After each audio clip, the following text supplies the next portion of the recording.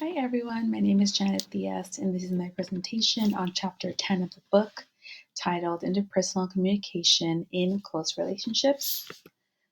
This is my media, and I chose it from my favorite show, This Is Us, and I feel like this show really represents basically all of the themes that we learned this semester.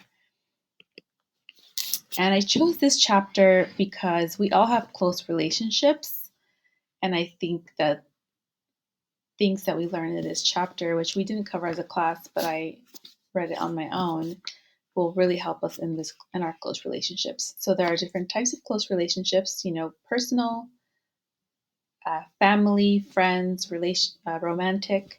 And it's important to understand the dynamics in all of these relationships to be successful.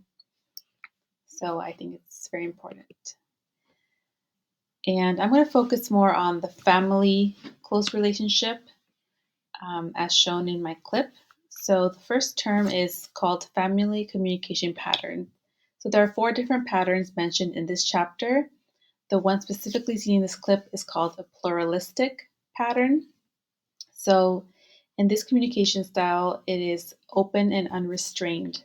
So everyone is welcome to give their 2 cents, and it's kind of like an open floor plan of communication, and everyone weighs in on a situation. So in this scene, Deja approaches her adoptive parents saying that she wants to see her biological mom.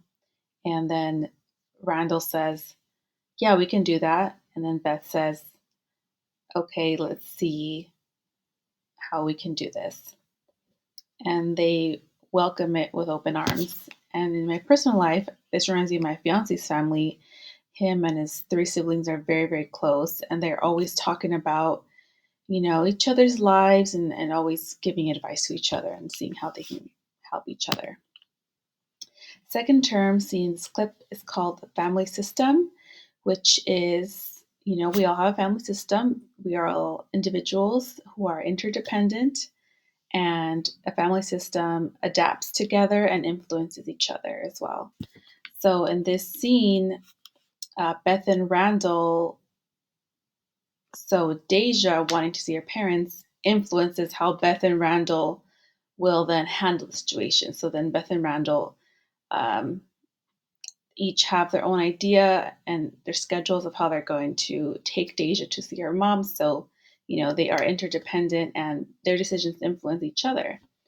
And, in my situation, my dad, I was raised by my dad, and my dad, although he lives far and we're kind of 2 individuals, we are interdependent. So what he does influences what I do.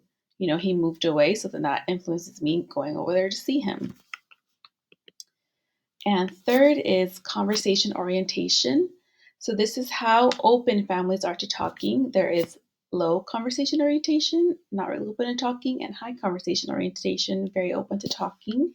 So in this scene, Tess approaches her parents with a concern. She comes out to her parents, and her parents welcome her with open arms and say, it's okay, and make her feel like it's very normal, which shows a high conversation orientation. In my personal life, my dad, when I was younger, he was a little strict, so we didn't really talk about things and had a low conversation orientation. But now that I'm older, we very much have a high conversation orientation and talk about a lot of things. And the last term is love languages. We might be familiar with this. So this is how we give and receive love. And I'm specifically focusing on words of affirmation. And in the same scene where Tess comes out to her parents, Beth says, her mom, I love you no matter what, and really affirms her with words, how they will be there for her regardless. So me personally, words of affirmation is huge for me. I feel like I need constant compliments and verbal support from my partner and my loved ones. So to conclude, there are different types of interpersonal relationships, and we all have close relationships, family, friends, romantic, and it's very important to understand the different dynamics and communicate well for successful close relationships. Thank you.